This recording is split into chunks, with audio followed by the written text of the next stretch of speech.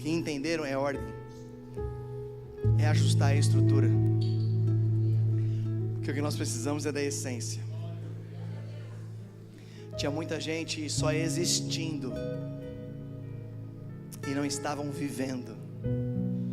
E através dessa cura que foi liberada nesse final de semana, você vai viver uma vida em abundância. Sem muitas delongas, vem para cá meu pastor, meu amigo, pastor Jonas. Para não perder o costume, joga a mão para cima e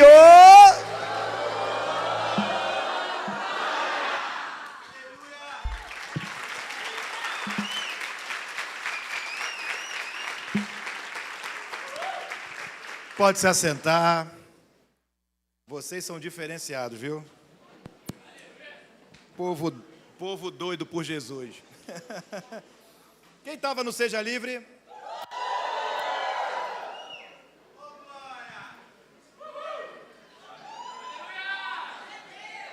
Ele falou, viu? Lá no encontro estava quietinho, agora falou. É ele. É ele. Gente, para quem não estava no Seja Livre, e deixa eu só apresentar para vocês o meu novo trabalho, para quem não estava. Quem não me conhece aqui, levanta a mão. Sangue do Cordeiro. Então vamos lá. Eu me chamo Jonas, sou pastor, sou psicanalista, moro no Rio de Janeiro. Vim do Rio de Janeiro para servir vocês, para servir essa casa, onde eu sou amado, onde a minha família é amada, aonde eu me sinto muito bem, confortável com vocês, com os pastores, aonde eu percebo e vejo e analiso, porque o ruim de você ser terapeuta é que você analisa tudo, né? Sim ou não? Sim. E aí as pessoas vêm conversar comigo, eu já faço um time já do, olha, é aqui, né? Todo excesso aponta para uma falta. Então a gente já fica e é terrível, que eu não quero fazer isso. Eu quero pensar normal, é ver tu. A irmãzinha tem um problema, o irmãozinho tem um problema, né? É mais ou menos assim. Mas aqui o que eu percebo? Eu percebo sem crise nenhuma de falar isso. E eu falei isso no Seja Livre. Lá, eu percebo aqui não tem vaidade. Todo mundo é igual a todo mundo. Desde os pastores. Eu vejo os pastores e eu percebo o cuidado e o carinho que ele tem com cada um de vocês. A equipe. Eu vejo o quanto eles se dedicam a vocês. Então presta atenção, igreja. Isso é raro hoje. Cuidar de vidas dá trabalho, sim ou não? Sim. Tem pessoas que não querem ter o trabalho de cuidar de vidas. E eu percebo que aqui, você pensa que eu não estou analisando também? Claro, infelizmente a gente acaba analisando. Eu percebo o cuidado do pastor num copinho de água, da pastora num copinho de água, num abraço. Quando a gente está ministrando, cara, sai do lugarzinho deles lá e vai lá e abraça, chora com a ovelha. Tu percebe o cheiro. O pastor consegue perceber o cheiro da ovelha quando ela está bem ou mal? E isso, eu digo para vocês que eu rodo tudo que é lugar, irmão. Pode ficar tranquilo, isso é raro de acontecer. Então vocês estão de parabéns pela igreja que vocês são e pelos líderes que vocês têm. Honre, valorize mesmo, porque vocês não estão fazendo apenas para Ele, vocês estão fazendo para Deus. E quanto mais vocês fazem para Deus, mais você honra Ele e você honra a visão que Deus deu para a liderança de vocês.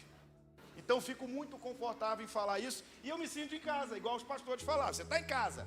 Estou em casa ou não estou? E falar que não, agora já era, que eu já estou aqui.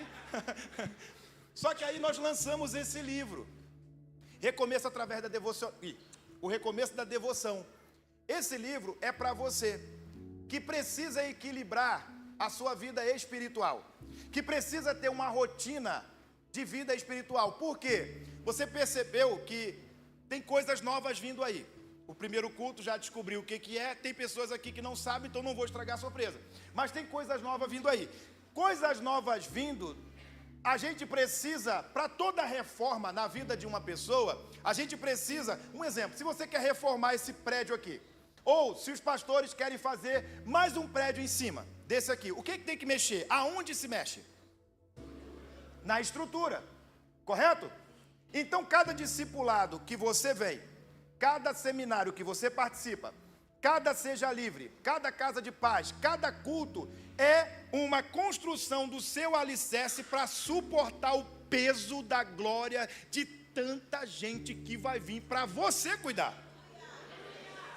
Agora, se o alicerce estiver trincado, o que vai acontecer com essa construção? Acaba, ela cai, desmorona. Então, qual é a visão dos pastores? Qual é a visão de Deus para a igreja? Primeiro lugar, sem uma vida de oração, jejum e meditação na palavra de Deus, não temos alicerce. Sim ou não? Olha o que Salmos capítulo 1 diz.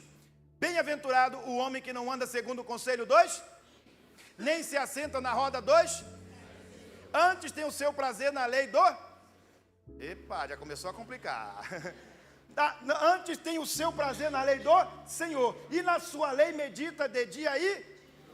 Pois será como árvore plantada junto a ribeiros de água, cujas folhas dão na estação... Eita glória! E tudo que fizer prosperar. Deuteronômio 28:1 fala assim, ó: se ouvirdes atentamente a voz do Senhor teu Deus, tendo cuidado de cumprir os mandamentos que hoje te ordeno, todas essas bênçãos virão e te alcançar. Josué capítulo 1, versículo 7, 8 e 9, vai dizer que 4 vezes Deus fala para Josué: ser forte e corar, ser forte e corar, ser forte e corar, ser forte e corar. Para quê? Para ir para uma guerra. Josué estava indo para uma guerra contra quem? Opa, cadê o grilo? Foi embora. Quem está no encontro sabe, né? O grilo foi embora. O grilo foi cantar lá na casa dele. Coitado da esposa. Mas volta aqui. Josué estava indo para uma guerra contra os cananeus, sim ou não? Então Deus estava mandando ele ser forte e corajoso para ir para onde? Aonde está isso na Bíblia? Deus em nenhum momento estava fortalecendo Josué para ir para a guerra. Deus estava fortalecendo Josué para viver um estilo de vida de meditação na palavra dele. Não te aparte da tua boca o livro dessa lei. Não te mandei eu, seja forte e corajoso para meditar dia e noite. Um estilo de vida de meditação.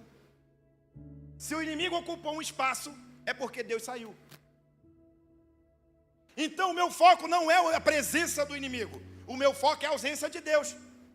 Se o inimigo encostou, Deus saiu. Eu tenho que fazer o quê? Trazer Deus de... E como é que eu trago Deus de volta? João 8,32. E conhecereis a verdade e a verdade vos... Para conhecer alguém, você tem que se relacionar. Então, como que eu vou reivindicar algo que Deus me deu se eu não tenho conhecimento? Então, a proposta desse livro é para você que quer ser mais íntimo de Deus, mais próximo de Deus, mais amigo de Deus. Você vai construir um altar dentro da sua casa de adoração, intimidade, intercessão. Você vai ser o melhor pai, o melhor marido, o melhor filho, o melhor crente, o melhor profissional. Por quê? Porque o teu lugar está no secreto. Posso ouvir um amém? Amém. Qual o valor do livro, pastor? R$1.000, porque é lançamento. Vai que cola, né, irmão? R$40, irmão, para você adquirir, está ali atrás. Abençoa a minha vida, abençoa meu ministério. Se você puder, claro. Se você não tiver dinheiro também, a gente oferta na sua vida. Não estou preocupado se vai pagar a conta depois. O que eu quero é abençoar a sua vida. Agora, se você tem, vai fazer a fila ali. Pastor, não tenho. E vai fazer fila ali, tu vai ficar na mão, porque eu vou botar a mão na tua cabeça. Deus revela se tem dinheiro. Se não tiver, se tiver escondendo, tu vai manifestar. Brincadeiras à parte, só para descontrair. Vamos lá? Podemos encerrar aqui? Vocês são famintos, né? Então vamos lá. Vamos falar um pouquinho sobre o que eu queria falar lá atrás, lá no Seja Livre, e Deus não deixou falar. Sim ou não? Sim. Então, eu quero falar com vocês sobre algumas questões que eu não falei no primeiro culto, porque a maioria não foi para o Seja Livre. Como vocês foram para o Seja Livre, eu vou dar continuidade àquilo que a gente iniciou lá, e quem não estava no Seja Livre, você vai ter o gostinho, um pouquinho, do que a gente vive naquele ambiente. Ok? Não vou te dar tudo, claro, né, gente? Senão você não vai. Então, o que acontece? Eu quero falar sobre sintomas da falta paterna. Quais os sintomas da falta da paternidade na vida de uma pessoa? O que acontece, igreja? A gente tem percebido, tanto nos atendimentos pastorais e clínicos, como eu sou terapeuta, a gente atende de tudo. A gente mexe com todo tipo de problema. Por quê? Porque as pessoas nos procuram para diversos assuntos. E o que eu tenho percebido dentro do aconselhamento pastoral, dentro do aconselhamento clínico, é o quê? Muitos filhos de Deus, muitas pessoas com potencial tremendo, presas em traumas do passado, em traumas da infância, que nunca foram ressignificados ou restaurados. Tem situações, até eu brinco, brincando, mas falando sério, que tem uma geração de adultescente. Você já ouviu falar na geração adultescente? Quem já ouviu falar na geração adultescente? É os bebês de 90 quilos que não cresceram. É os bebês emocionais de 90 quilos. É os bebês emocionais que não conseguem largar a mãe, que não conseguem largar o pai, que não conseguem perdoar a mãe, que não conseguem perdoar o pai. São aqueles filhos que casam com a mulher, são aqueles homens que casam com a mulher e cobram da mulher aquilo que a mãe não deu para ele.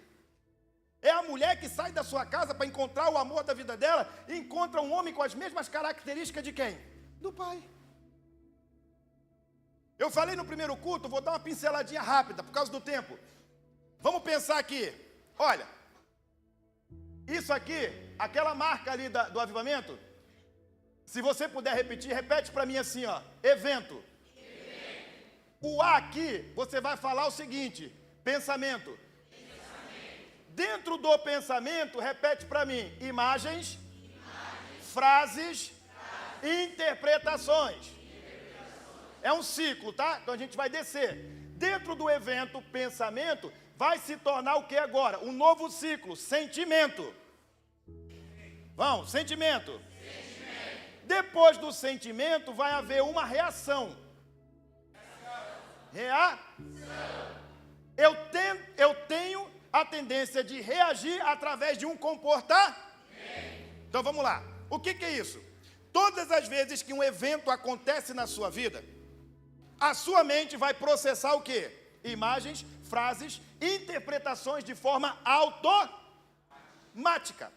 Ela vai buscar informações de tudo aquilo que esse evento está acontecendo na sua mente.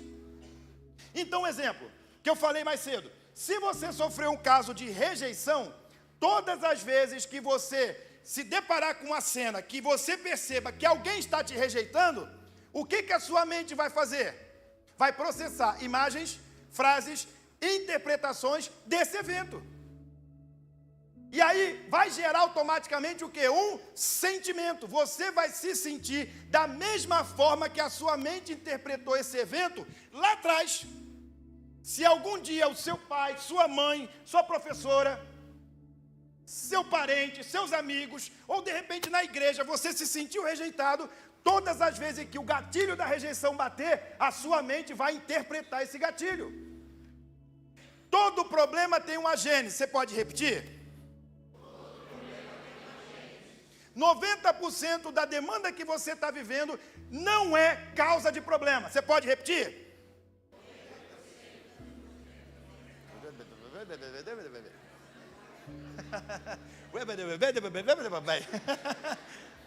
Geralmente, 90% dos casos. Exemplo, ficha de aconselhamento. Principal problema. Aí está lá. Vamos pensar. Depressão. Opa! A depressão é a causa ou sintoma do problema? Ixi! Quem acha que é causa? Quem acha que é sintoma? Então eu vou ter que fazer o que eu fiz, que geralmente eu faço. Quem não acha nada, manifesta em nome de Jesus. O que acontece? A depressão, irmãos, não é causa de problema. A depressão é o sintoma do problema. Então a pessoa bota lá, o meu problema, o meu principal problema é a depressão. A depressão, ela é o mecanismo de alerta que está dizendo alguma coisa. Exemplo, digamos que você está com febre. A febre é boa ou ruim? Ué, febre é bom, gente? A febre é boa ou ruim, gente? É muito ruim, não é?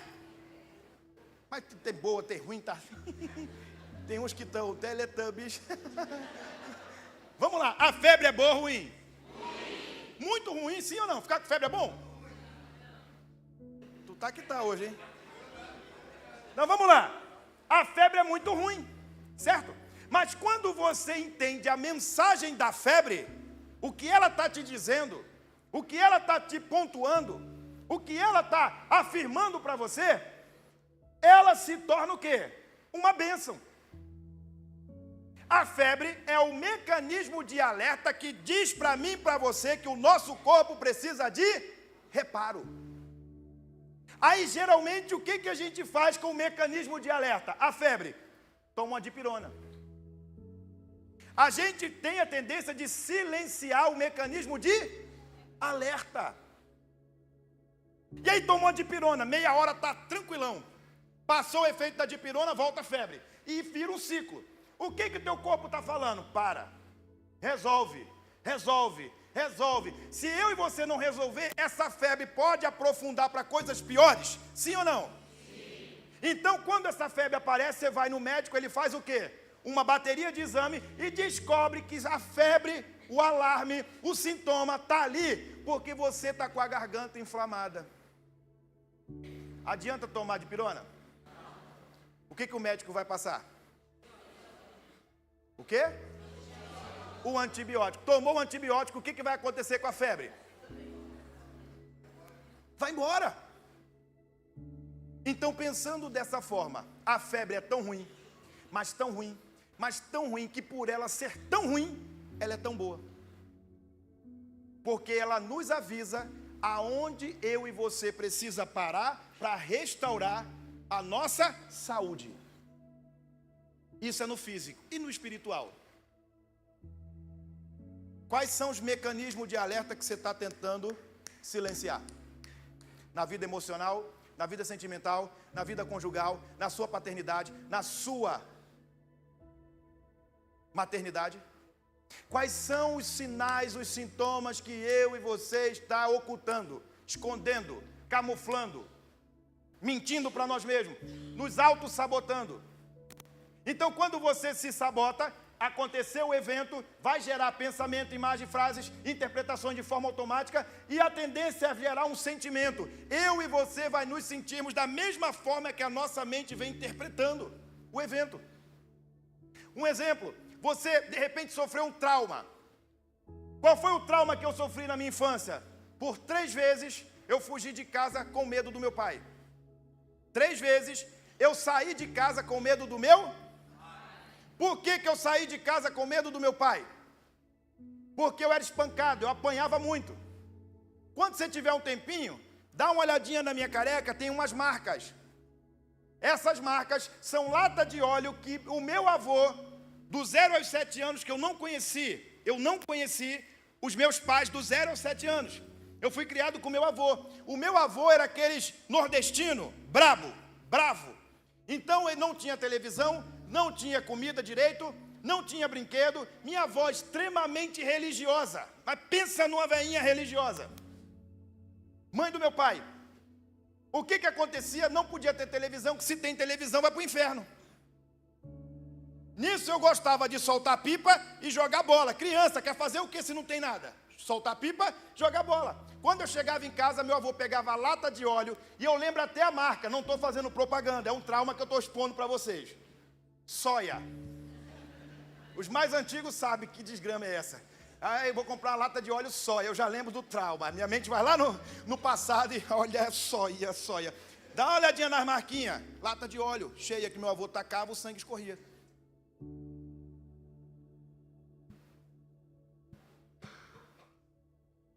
Isso gera trauma ou não? Por isso que quando for almoçar, não bote lata de óleo soia. senão dá ruim. Eu começar a chorar, ai, meu avô. Isso são marcas. O que eu carrego, cicatrizes, não feridas. E aí, quando eu chego aqui no Rio de Janeiro, lá no Rio de Janeiro, que é São Paulo, quando eu chego no Rio de Janeiro, do 0 aos 7, eu encontro o meu pai. O meu pai, ele era uma pessoa, eu não conhecia. Quando eu chego no Rio, eu descubro que eu tenho o quê? Um irmão. Eu não sabia que eu tinha irmão. Chego no Rio, minha mãe me apresenta meus tios, primos, primas, e eu achei o quê? Olha, quando eu chegar no Rio de Janeiro, vai ter televisão, vai ter brinquedo, meu pai vai me levar no parque, meu pai vai me levar no shopping, e eu vou. Criança, gente, vou ter muitos brinquedos. Quando eu chego no Rio de Janeiro, que eu olho, rapaz, mas que decepção. Meu pai saiu de casa para arrumar um trabalho no Rio de Janeiro e conseguir comprar ou alugar alguma coisa para me buscar. Nisso, quando meu pai chega no Rio de Janeiro, que ele consegue encontrar um lugar, ele comprou um terreno pequeno, na beira de um rio, lá no Rio de Janeiro, famoso esse rio. O Rio Acari. Você já ouviu falar no Rio Acari? Ou já ouviu falar na Feira do Acari? Tem até um rap, que não dá para cantar aqui, né, irmão? Aí também é brincadeira, né? Mas tem até um rap de tão famosa que a feira é. Ou a minha casa tinha esse rio, ele cruzava, tem um viaduto que cruza essa feira, que ela atravessa de uma ponta a outra. Quando eu chego com 7 anos de idade, que o meu tio me apresenta a casa, um tio meu que foi me buscar, e eu olhando as casas grandes e o terror do lado, o terror noturno de um lado e as casas bonitas do outro. E eu chego, o que é o terror noturno? Um monte de barraco, tudo torto. E do outro lado umas casas. Eu falei, aquela que é a minha casa, meu tio? É o quê? Aquela ali? Não, ali. Qual? Aquela ali. Qual? Quando eu olho, irmão. Olha, pensa num barraquinho de madeira que estava assim, ó. Depois eu fui descobrir por quê. Ele estava assim, ó, na beira do rio. Cheguei, olhei, não tinha cama, não tinha banheiro, não tinha brinquedo. A gente dormia caixa de papelão, de geladeira, fogão. Meu pai botava, dormia eu, meu pai, minha mãe e meu irmão. A gente fazia as necessidades, ele fez um barraquinho de madeira do lado, a gente fazia. Desculpa se você vai ficar com nojo, mas é a minha história. Eu aceitei a minha história. A gente fazia as necessidades numa bolsa plástica e tacava no rio, porque não tinha banheiro. Quando eu olhei aquilo, 3 e pouca da tarde para 4 horas da tarde, no primeiro dia que eu chego em casa, eu quis soltar o quê? Pipa. Eu quis soltar pipa com meu irmão. E aí quando eu começo a botar a pipa no alto, estava um tempo meio nublado no rio, eu começo a apanhar de tudo que é jeito que você imagina. Sabe o que aconteceu? Ali minha mãe me apresentou o meu pai. Eu fui descobrir que meu pai era bêbado, alcoólatra, bebia de segunda a segunda. Aí que eu entendi o porquê que o barraco era assim. Por quê? Porque quando ele construiu, ele estava o quê? Pai do Senhor, irmão, posso ajudar? Está igualzinho a seta que voa ao meio-dia. E aí eu apanhei tanto, irmão, mas tanto. Ali minha mãe me apresentou o meu pai. E aí, nesse mesmo dia, eu ganhei o único brinquedo que eu lembro que eu ganhei da minha mãe. Adivinha qual foi? Hã? Quem? Vicky Vaporub? Hã? Lata de óleo? Esquece isso, pelo amor de Deus. Não aguento mais não. A esposa vai comprar lata de óleo. Ela fala, não compra soia. Aí, o que aconteceu? Eu ganhei um boneco, os mais antigos devem conhecer, do Rambo. Lembra do Rambo? Quando eu estava na febre. Eu sou de 1981, gente. Então o Rambo estourou por aí, não foi? Ou não? Sim. Então eu ganhei o boneco do Rambo e eu brinquei, ganhei um brinquedo, mesmo chorando, catando as melecas que eu tinha colocado no chão e brincando com o boneco. Sabe o que aconteceu? No mesmo dia deu uma enchente no teto do barraco e eu vi o Rambo ir embora. Nadando ainda. Só faltou botar a flecha. É o meu boneco do Rambo. Não dá para pegar porque tem que mergulhar. Água aqui no meu pai. Não tinha comida? Porque a enchente levava. E nisso eu fui criando, sem proteção, sem direção, sendo espancado. praga, peste, burro. Meu pai, ele tinha um problema. Qual era o problema do meu pai? Ele acordava de madrugada muito louco de bebida. E aí ele acordava, eu e meu irmão dormindo, não tinha quarto, a gente dormia junto. Ele acordava, ele pegava cabeça com cabeça e batia uma na outra, irmão. E saía chutando, quebrando tudo que estava pela frente, sem nenhum motivo. E os gritos de terror que a gente dava, por quê? Porque doía, sangrava. E ele pegava fio, dobrava o fio e espancava e cortava as costas. Teve uma vez que eu fui para a escola, pequenininho, eu botei um casaco porque estava meio nublado o tempo, e eu botei um casaquinho. Quando eu cheguei, tem sempre um amado na escola, que é mais engraçadinho do que o outro, sim ou não? Um irmãozinho, enviado não sei de quem, deu um tapa nas minhas costas, a carne viva. Tum! Eu criança, eu dei. Quando bateu que eu gritei, o outro veio e puxou. Quando puxou as costas em carne viva num X, a professora viu. Me chamou. Eu vou chamar a polícia para o seu pai. Quem fez isso? E aí eu chorando expliquei. Criança. Eu lembro como se fosse agora. E aí ela falou, não, nós vamos chamar a polícia, nós vamos. Falei, não. Não vai chamar. Criança. É o meu pai. E aí eles respeitaram, mandaram chamar minha mãe, conversaram com a minha mãe não sei o quê. Só que a minha mãe, ela ficava muito passiva. Por quê? Vai para onde? Não tinha para onde ir. Então a gente apanhava, eu e meu irmão o tempo todo apanhando. O terror noturno era quando abria o portão, a gente não sabia quem ia chegar, se era o bêbado ou se era o rígido. Uma coisa era certa, a pancada ia comer. Então, muita dificuldade, meu pai não conseguia parar emprego, saía do emprego, entrava no emprego 6, 7 meses, na época, 6 meses de trabalho, tinha direito, se eu não me engano, a 3 parcelas do FGTS. Não era isso? 6 meses, não é isso? Lá atrás. Depois que mudou para 1 ano, não foi isso? Ou eu estou errado? Sempre foi 1 ano? Então era 6 meses, não era? Então, o seguro. Não, mas então, o tempo de casa lá atrás, se você passasse 6 meses, ou era 8 meses, tinha direito, se eu não me engano, a 3 parcelas do seguro, não é isso? Então, ele ficava certinho para pegar as parcelas e ficar em casa. O bicho era preguiçoso ainda. Olha, só eu mesmo para aturar. Então, praga, peste.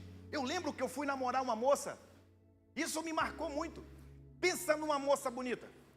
E aí não era minha esposa, que a minha esposa é mais bonita, claro. Ok? E aí eu não gostava dessa menina, mas ela era tão bonita, ela gostava de mim, e eu não sei o que ela viu em mim. Porque eu parecia um palito enfiado num sabugo. Só tinha canela e cabelo. Gente, eu era cabeludo, era desse tamanho o cabelo. E essa moça, ao olhar para mim, ela gostou de mim e a gente começou um relacionamento. A mãe dela, quando pegou, sabe o que a mãe dela falou no meio da rua? Imagina que você é a plateia da rua. Ela olhou para mim e falou assim, o maior desgosto da minha vida, você está me dando hoje, em estar com esse aí. Cara, o semblante na hora caiu. Aonde eu passava tinha pessoas para me colocar na cadeira da rejeição. Você é burro, você não presta, você não vai ser nada, você é favelado. Como que vai andar com favelado? Como que você vai namorar um favelado? Morava dentro de comunidade. Como? Olha lá, o pai dele consertando fogão, não tem trabalho, que meu pai consertava fogão. E para deixar mais bem claro a vergonha, meu pai enchia a frente do barraco de fogão velho e a gente lavando. As meninas passavam, dava vontade de ir no banheiro, dava vontade de fazer tudo, porque eu sabia que a zoação ia vir. Pensa numa fugalhada. E tá eu e meu irmão lá, 7, 8, 9, catando entulho, catando ferro velho, catando. Para resumir, que a hora falta 3 minutos. Quando eu cheguei em casa,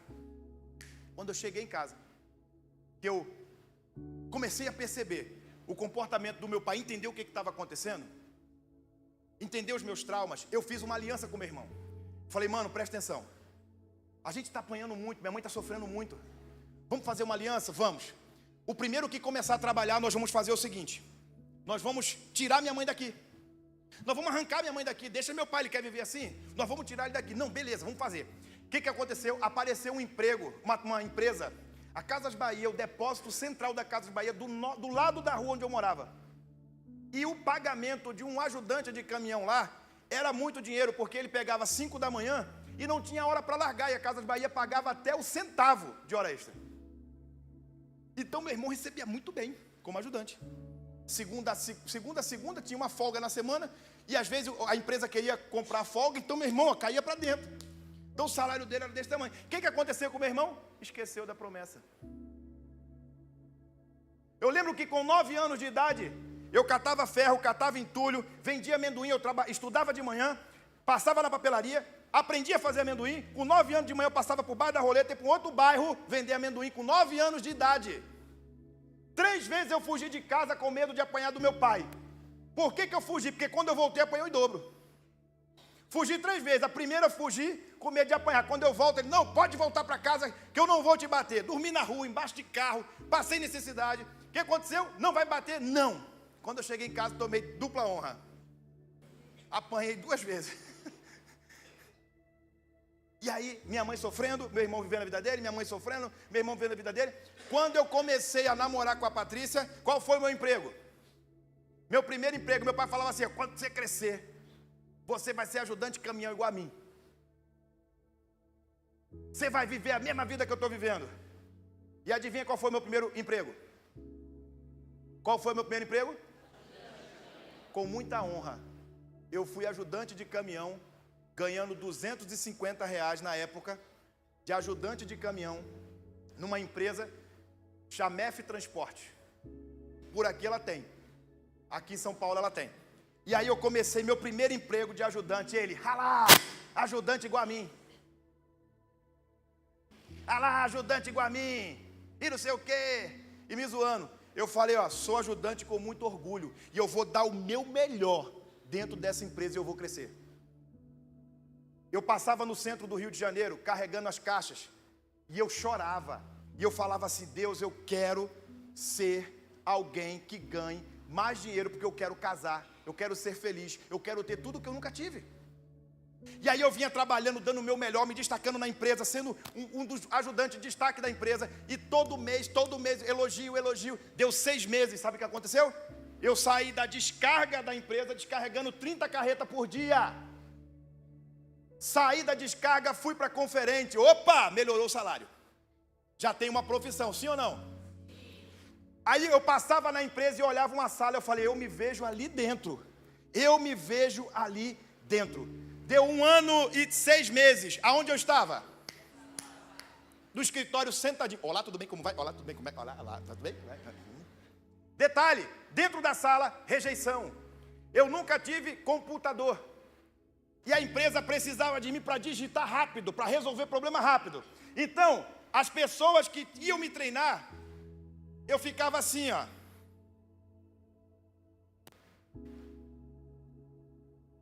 Terminou, Jonas? Calma aí. Onde é que está o A mesmo? A vírgula, roubaram daqui? Quando eu saía da sala, todo mundo rindo de mim. E aquilo me revoltou, cara. Eu falei, eu vou dar o meu melhor. Eu vou superar esse desafio. Eu nunca tive computador. Tinha um tecladinho em casa velho, eu achei, não sei, eu comecei a fazer, quietinho em casa. Cheguei lá, eles iam me mandar embora. Ia me tirar lá do salão e ia me botar de volta para a conferente. Sabe o que aconteceu? O camarada que era o top do setor, entrou de férias. E aí eu falei assim, irmão, Deus me deu muita ousadia na minha vida. Eu estar aqui é fruto de ousadia de Deus. Sabe o que eu falei? Quando ela falou assim, ô Jonas, tu consegue resolver pelo menos 3 situações dessa daqui? Eu falei, não, pode me dar tudo. Tinha uma pasta com mais de 200 notas fiscais para resolver. Ela, o quê? Aí o risinho do Satanás. Consegue resolver 3? Sabe o que aconteceu? Aquilo me revoltou. O cara voltou de férias, ele deixou 200, eu deixei 3. Ele foi mandado embora, quem assumiu o lugar? Meu salário dobrou. Tive uma conversa na empresa, conversei com esse supervisor, o supervisor falou para mim assim, Jonas, se você não estiver satisfeito com o salário que você está ganhando, você pode procurar outro emprego. Aí eu falei, então tá bom, glória a Deus. Chefa, me manda embora. Não, que isso? Me manda embora. Fui mandado embora, saí como assistente operacional. Entrei numa outra empresa como? Encarregado. Eu falei, eu não quero ficar como encarregado dessa empresa. Eu quero crescer mais. Saí dessa empresa porque um outro patrão me chamou, que trabalhou comigo, e me ofereceu o dobro de salário para ser o quê? Supervisor. Opa! Eu quero agora ser gerente de empresa, eu não quero mais ser supervisor, eu quero ganhar bem, eu quero dar um futuro melhor para minha família. O que falta? O diretor falou, faz a faculdade. O que eu fiz? Sou o primeiro filho formado numa faculdade da minha família. Entrei na faculdade 2 anos e meio, estudei. Patrão, agora eu sou formado. Entrou a pandemia. Eu com diploma na mão e com R$1 no bolso. Deus fechou todas as portas. Conclusão, fechando todas as portas, a minha esposa fala assim, amor, chegou o tempo da gente viver o propósito de Deus. Mas como sem R$1? Ela falou, faz psicanálise. Faz. E ela foi me incentivando, e eu, como? Entrei no curso de psicanálise, me formei, sou terapeuta clínico com formação em psicanálise. O que aconteceu? Deus me tirou da CLT depois de 15 anos de trabalho. Hoje eu vivo 100% da psicanálise. Cada dia Deus acrescenta pacientes, clientes, aonde eu trato com carinho, amor, orgulho do que eu faço. Eu amo olhar no olho e falar assim, vai. Eu, pastor, estou desistido. Não desiste. Eu não desisti, você não tem direito de desistir. Deus não desistiu de você, você vai conseguir. E a gente trabalha ciência e fé. Sabe o que aconteceu? Casei, comecei a namorar com a minha esposa, casei, peguei um quartinho, a gente não queria ter filho, botei o quartinho lá para minha esposa, o meu da minha esposa, e botei um quartinho que era do bebê, quando nascesse. A gente tinha um plano de ter um bebê 5 anos depois de casado, 6 anos. O que eu fiz? Vou realizar meu sonho, vou trazer minha mãe para cá. Minha esposa traz. Fui lá buscar ela, quando a gente chega lá, ela fala, eu não vou. Que isso, mãe? Vamos. Não vou, porque eu tenho medo de uma tragédia acontecer entre seu pai e seu irmão. Lutei, consegui trazer ela. Ela ficou comigo 1 semana na minha casa, foi uma alegria, fizemos um café, tempo de mesa. Sabe o que aconteceu? Passou mal, foi para o hospital e não voltou mais. Com 56 anos, minha mãe morreu de câncer. 56 anos. Meu coração se encheu de ódio contra quem? Meu pai. E meu coração se encheu de culpa contra quem? Eu mesmo. Porque o diabo começou a colocar culpa na minha mente de que eu falhei com a minha, eu não cumpri a promessa de tirá-la daquele sofrimento. 2 processos. Me perdoar e perdoar quem? Meu pai. Dentro do meu processo, já encurtei praticamente a história toda, vou fechar aqui agora com a conclusão. Dentro do meu processo, eu tinha que encarar quem agora? Eu mesmo. E o meu? Sabe o que Deus fez comigo? Lembra do meu avô? Batendo com lata? Quando eu resolvi a possibilidade de perdoar o meu pai, Deus me levou lá na minha infância. Lembra do evento? Lembra do evento? Que vai gerar o quê? Pensar? Eu pensei em tudo que eu vivi lá na minha infância sem o meu pai, com o meu avô. E Deus ministrou no meu coração, sabe o quê? Se o seu avô fez isso com você, do 0 aos 7 anos, você não imagina o que ele fez com o seu pai. A ficha caiu. Deus me encheu de um amor pelo meu pai. Sentei com o velhinho. Botei ele sentado e fui lá. Pai, por que o senhor nos tratava dessa forma? E ele orgulhoso, que forma? Eu criei 2 filhos homens. Sim, você tem razão. Mas você sabe as marcas que você deixou nesse filho homem? Te contaram? O que esse filho homem carregou de dor? Falta de um abraço, de um carinho, de um afeto, de uma conversa, de um bolo de aniversário, pai. Nunca tive um bolo de aniversário, um abraço, um eu te amo, um você é importante. Você sabe a falta que isso fez em mim, pai? Ele abaixou a cabeça. E eu falei para ele assim, olha, presta atenção no que eu vou te falar. Você não precisa carregar mais essa culpa. Eu já te perdoei. Ele respirou fundo, baixou a cabeça e tipo, obrigado. Eu não aguentava mais carregar esse fardo. E eu perdoei ele. Ele tem 65 anos. Mora do lado da minha casa praticamente. não vai na minha casa, continua a mesma coisa. Eu que vou na casa dele, levo os netos. Eu chamo ele de vô Nescau, porque ele é moreninho igual a mim. Né? Eu levo meus filhos para lá, vamos lá no vô Nescau. E o pai da Patrícia é branquelo. Vô Leite e vô Nescau. Para não ficar meio difícil, diferente, né? Vô Leite e vô Nescau. E aí, vamos lá no vô Nescau. Aí meu filho, papai, vô Nescau, porque não tem intimidade. Não, vamos lá no vovô, vamos honrar o vovô, vamos lá. Chega lá, ele está como? No escritório. Aonde é o escritório? Na birosca da tia Zezé, na birosca da tia não sei o quê. E ele já está meio alegre. E aí quando ele me vê, ele para tudo que está fazendo, olha bem, tudo que está fazendo, pega no meu braço, passa em cada cachaceiro e vizinho dele e fala, aqui, esse aqui é o meu filho, esse aqui é o meu pastor, esse aqui é meu filho, me abraça, me abraça. Sabe o que eu enxerguei? Ele não conseguiu lidar com as dores dele. A bebida é a rota de fuga. Quando ele bebe, ele se torna a criança que não recebeu carinho, afeto, amor, só recebeu pancada, e ele fugiu para onde? Para bebida. E aí eu abraço ele, sinto a batida do coração dele, que eu tiro casquinha, claro, eu quero meu pai, pô, eu quero meu pai. Ele me abraça, eu boto a cabeça no coração dele para ouvir a batida do coração dele. E aí eu ouço, dou aquela espremida nos ossos, que só tem osso, pele, cabelo e pescoço, né? E aí toda aquela batida, abraço, e aí saio com meu coração em paz. Essa é um pouquinho da minha história. Eu tive que superar os meus traumas. Quem está falando para você não é uma pessoa que viveu a experiência do outro.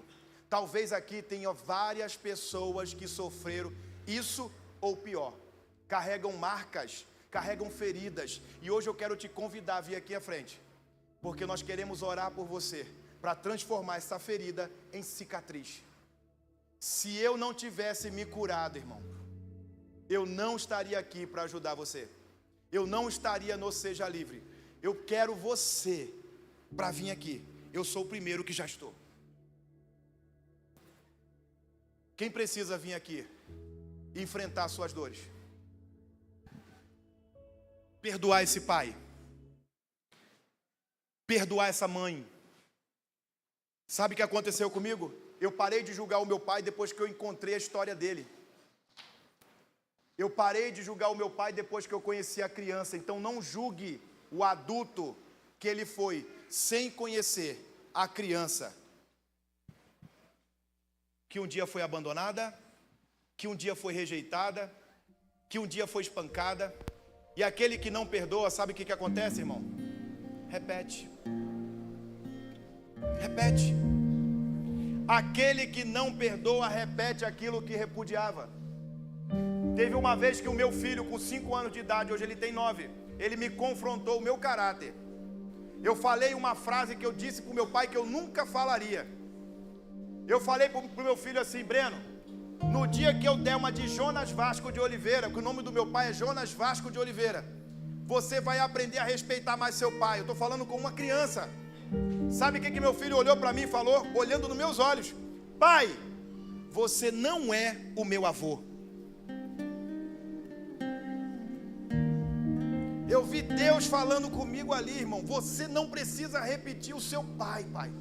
Você é o meu pai. Meu avô não é o seu pai. Meu avô não é o meu pai. Meu pai é você. Você pode ser diferente. Você é diferente. Era o que Deus estava ministrando no meu coração.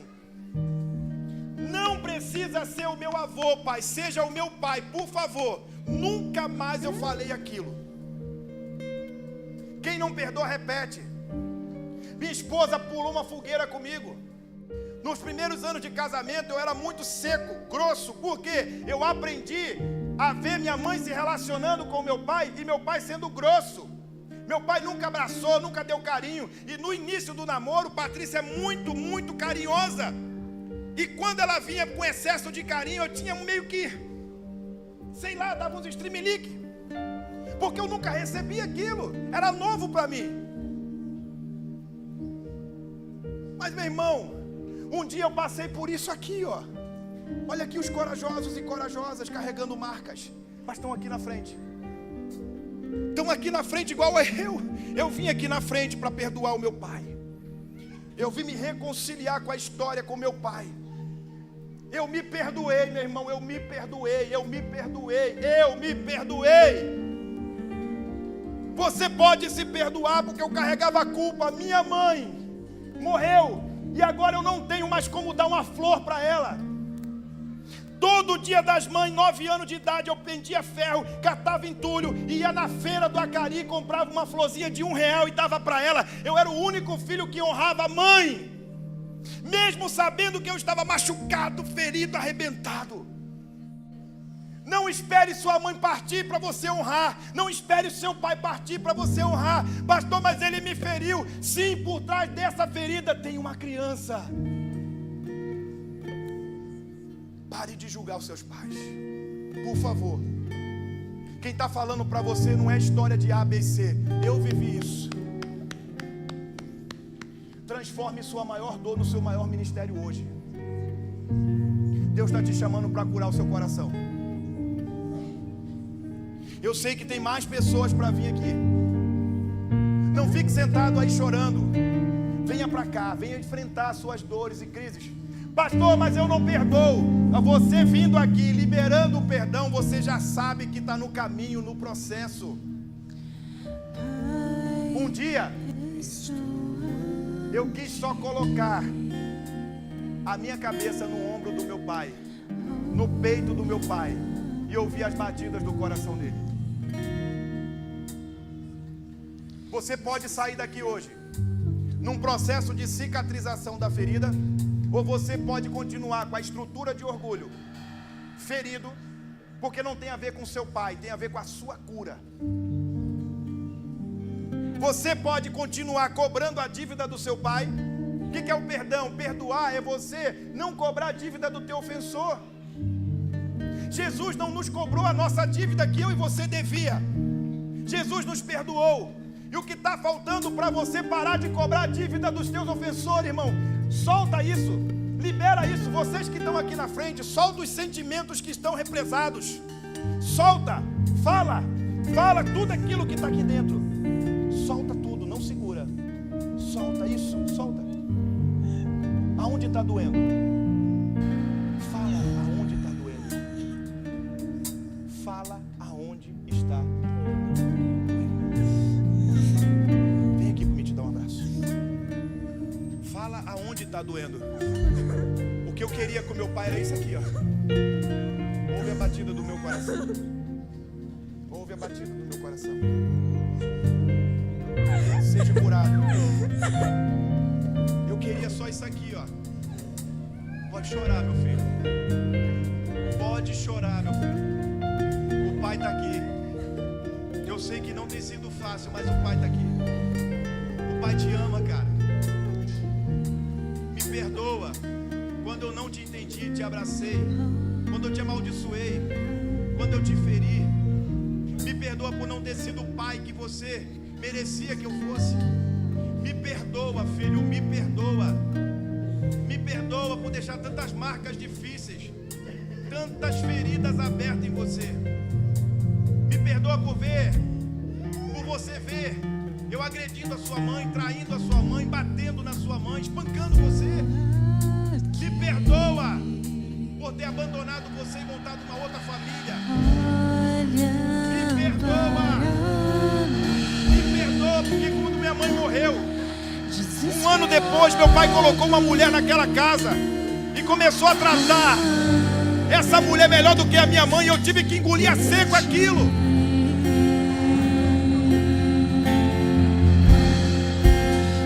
Irmão, sai do teu lugar, que o pai está aqui para te curar.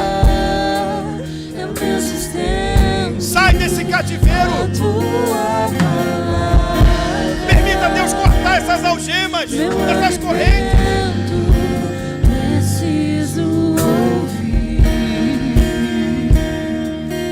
Permita Deus concluir essa obra.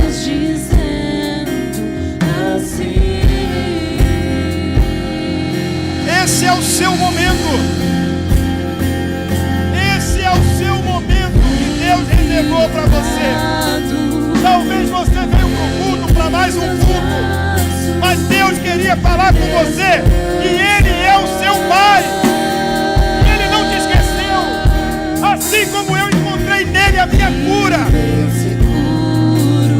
eu fui curado quando eu entendi que Deus era o meu Pai. Hoje eu não tenho dificuldade de abraçar o meu Pai, de beijar o meu Pai, porque Deus me curou. E Ele quer curar a sua vida hoje.